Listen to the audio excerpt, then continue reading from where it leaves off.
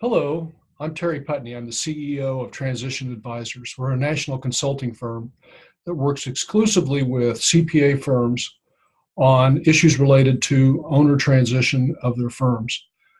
This usually results in us providing support for mergers and acquisitions. We do searches to find target firms. We support transactions all the way through to closing.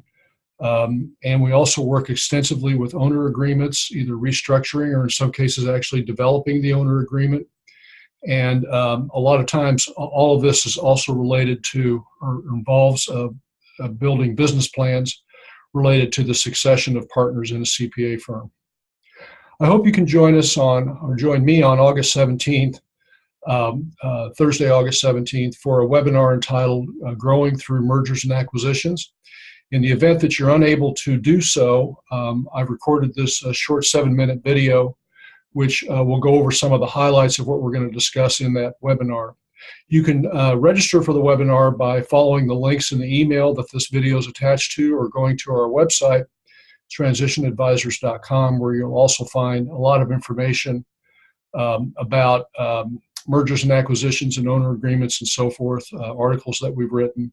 And you can also access a recording of this webinar after it's presented next Thursday on that website for the full webinar.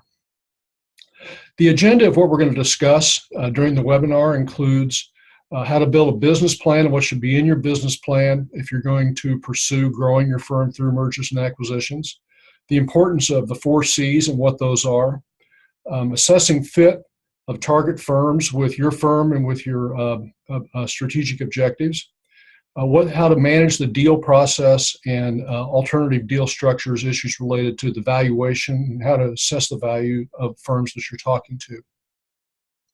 In your business plan, it's important to include what it is you're trying to accomplish, what are the strategic objectives, so that you know what you're looking for and what the ramifications are of different kinds of deal structures that you might encounter. So for instance, a merger technically is, the use of merger is used very loosely in this area, but a merger is when you're admitting new partners into your firm, new equity partners. So they're, in a sense, they're exchanging the ownership in their firm for ownership in your firm.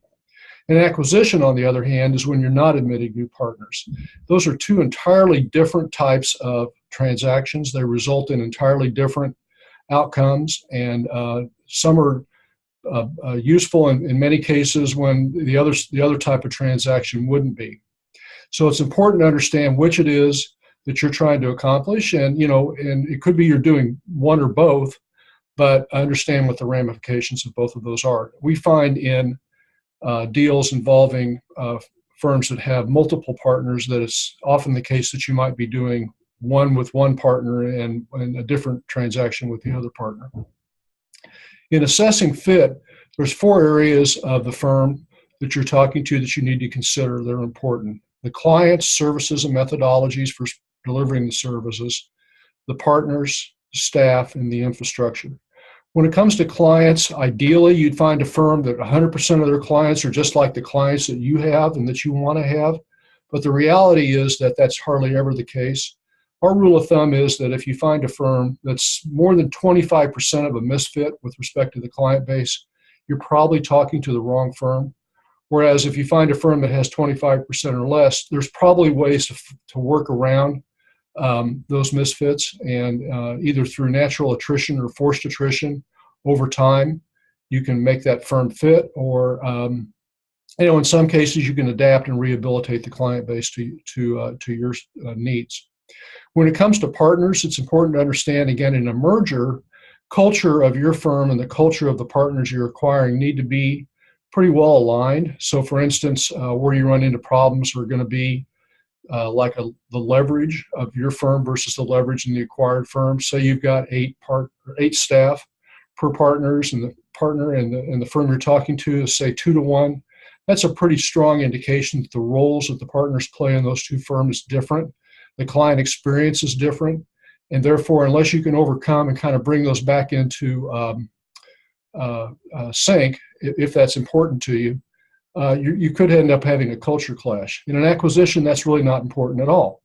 because all you're doing in an acquisition in the end is really acquiring a client base and staff and some other assets. So assessing fit with partners, it's important to know what kind of transaction you're looking at. On infrastructure, what we're really talking about, an important issue there is technology and office locations. Ideally, most buyers would prefer not to have to take on a new lease or a new space unless their goal is to actually open up an office in a particular market. But unfortunately, most deals you do aren't going to have a lease that expires on the day that you acquire the firm or close the deal. So how to deal with unexpired leases and how to minimize the cost of that is important. And most important thing is to remain flexible. If the only firms you're willing to talk to are the ones that are willing to move into your current offices, you're going to limit your opportunities in your market substantially. So there's a number of techniques that you can use to minimize the cost of acquired leases. When it comes to deal process, the most important thing to deal with here is moving the deal along. If you find yourself having more than 2 meetings before you ever get to talk about any kind of deal terms at all, you're wasting your time. You're probably wasting the time of the firm that you're talking to, and you really haven't probably done a very good job of planning those meetings and what should be accomplished. So your goal should be to be able to get into a meaningful discussion of what a deal might look like after no more than 2 meetings, in very rare cases more than 3 meetings. One other technique that I want to get into, I'm going to get into in the webinar that's important to understand, is what we call a 2-stage deal. A 2-stage deal has all the benefits of a powerful integration and transition of a practice that a merger has, but doesn't involve normally admitting new equity partners to your firm. So stage 1 is in essence a compensation arrangement between yourself and the acquired firm. You actually do the acquisition, you close the deal, you start serving the clients within your firm, but the partner that is the owner that you're buying, it continues to operate within your firm on a contract basis or on a non-equity partner basis for a period of time that's not normally more than 5 years.